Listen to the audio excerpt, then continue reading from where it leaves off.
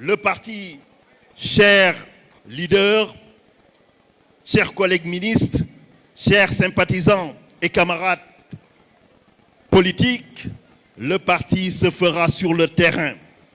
Le parti se fera dans chaque commune, le parti se fera dans chaque département, le parti se fera dans chaque région, il se fera dans les marchés, le parti se fera dans les universités, dans les villages les plus reculés du Sénégal.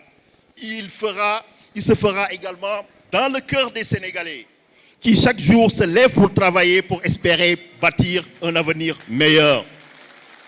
C'est pourquoi, chers amis, dès que nous allons sceller cette assemblée, une commission qui sera installée va être en tout cas chargée de la mise en place de la fusion des organisations et des mouvements politiques, mais également d'accompagner et de structurer tout ce processus. Elle veillera à l'organisation des premières sections locales, préparera les grandes marches vers les échéances à venir.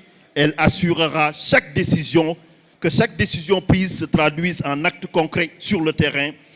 Elle ne dominera pas parce que le Sénégal ne peut plus attendre. Je terminerai par un appel au cœur. Le Sénégal nous regarde.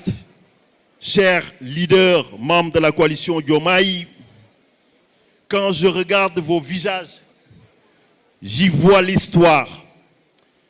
J'y vois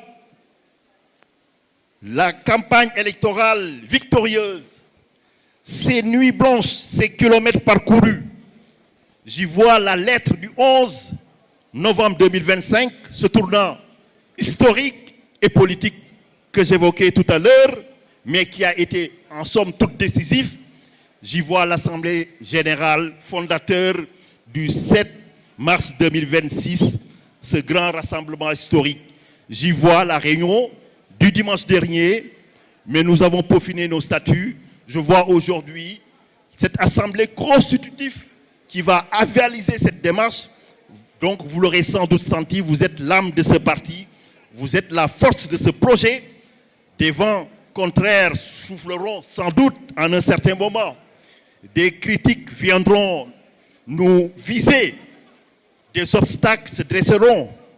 Mais je vous promets, si nous restons unis, si nous restons fidèles à nos valeurs, si nous gardons en mémoire que chaque date, chaque instance, chaque émotion est ce chemin parcouru, alors aucune force au monde ne pourra arrêter notre force politique en marche vers la destinée.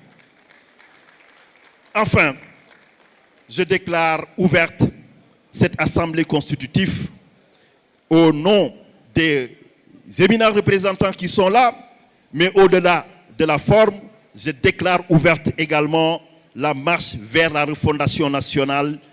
Levez-vous, mes sœurs et frères, levez-vous, car ce qui est en vous, c'est le Sénégal. Vive le Sénégal, vive la République, vive le Sénégal libre et souverain, et que notre combat soit béni par l'histoire. Je vous remercie de votre attention. Voilà, merci Maître Tine, ministre conseiller. Je rappelle qu'il est le coordonnateur des cadres, voilà, de Think Tank. Alors, maintenant, nous allons poursuivre. Hein. Et cette fois-ci, bon, peut-être aux autres orateurs qui vont suivre, nous allons vous demander s'ils peuvent être extrêmement concis, 2 à 3 minutes maximum d'oral. Nous donnons la parole au ministre Serigne Gueye Diop, s'il vous plaît, sous vos applaudissements.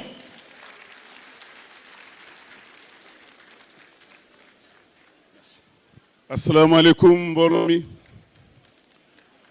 assalamu alaikum mbooloo mi dégguma leen de parce que tey c'est la fête tey maa ngi d'abord nuyu kilifa fi teew yëpp oui je commence d'abord par madame la superviseure générale mes collègues ministres yi fi teew tey ma bëgg ngeen tàccu ma leen baax a baax a baax a baax a baax a baax di saluer aussi les maires.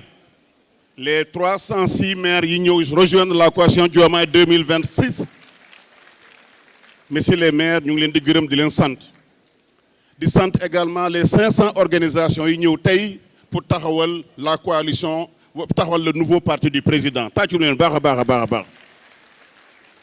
Waaye nag di souhaiter la bienvenue à tous les camarades Pastef du président Bassirou Diomaye Diakhar Faye ñëw tey rejoindre ko loolu mooy fit loolu mooy ngor. Je voulais vous remercier, je voulais vous encourager ndax le Sénégal benn la, il est indivisible. tey dafa am décision bi ñu jël président la Bassirou Diomaye Faye bi ñu ko laajee pourquoi il a gardé sa coalition dafa ne ngor ngor ku ne xam ne ne Sénégal ngor jom ak fit mooy suñu valeur. ngor jom ak fit ku ko amul rek bul def politique ndax politique di nga xeex di nga xuloo di nga gañe di nga tawte su dee da nga ragal lool da ngay bàyyi te président Bassirou Diomaye Faye am na ngor am na fit am na jom. loolu moo waral mu décider que dina taxawal sa coalition muy ñi ko jàppale woon en 2024 ne du leen bàyyi tey du leen bàyyi ëllëg ndax ngor lañ ko ji moom ngor la leen yoreel loolu moo tax ñu nekk fi tey. waaye au bout de 2 ans ñu gis ne gouvernement baa ngi liggéey ceeb bi wàññeeku na diwlin wàññeeku na am nañu espoir ministère yaa ngi liggéey infrastructure yaa ngi dem gis nañu HLM yaa ngi génn y a beaucoup de projets yoo xam ne tey mu ngi génn ci gouvernement bi ba bëgg ngeen tàccu baax a baax le gouvernement de la République du Sénégal.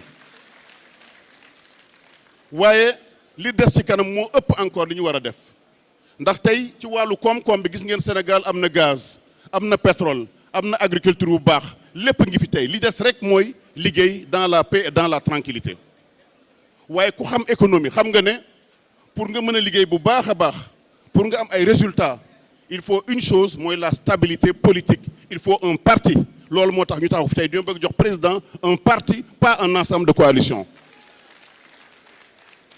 parti boobu mooy mën a permettre ëllëg tous les Sénégalais ak fu ñu mën a dëkk waa nekk aw Sénégal non comme nekk ci diaspora bi mooy tax ñu mën koo accompagner mën ko d'abord taxawal un gouvernement bu dëgër taxawal ko aussi une assemblée nationale bu dëgër loolu il faut ñu bàyyi ci xel taxawal aussi des élections am ay maires yoo xam ne dañu ànd ak président de la République Bassirou Diomaye Diakhar Faye à travers son parti loolu moo ñu fi tax a ñëw kon tey ñaari objectif la ñu am benn bi mooy taxawal un parti ñun ñëpp ñu jël suñu parti suñu organisation suñu mouvement seeyal ko ci parti bi nga xam ne mooy le nouveau parti bi ñu nar a wax léegi woote turam léegi xam naka la tudd ba kuy nekk nga xam nu mu tudd loolu nag président da ko soxla ndax ku ne xam ne ne Senghor waxoon naa leen ko keroog il avait créé le bloc démocratique sénégalais ensuite UPS Abdou Diouf ñëwaat PS Ablaye Wade ñëw taxawal PDSM ba tey mooy le président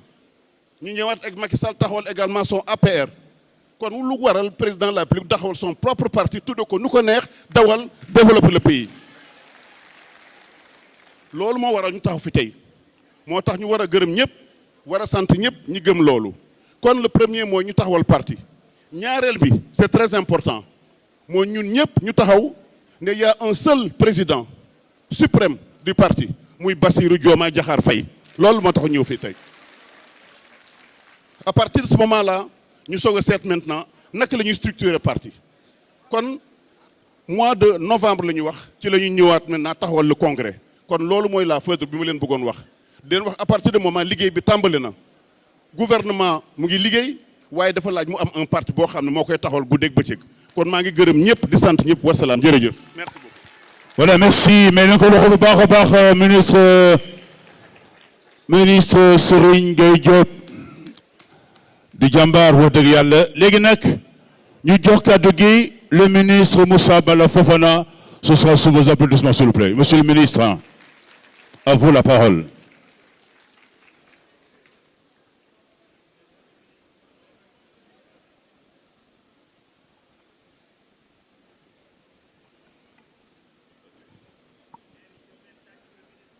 bismillahi rahmani rahim wasalaatu wasalaamu ala rasulillah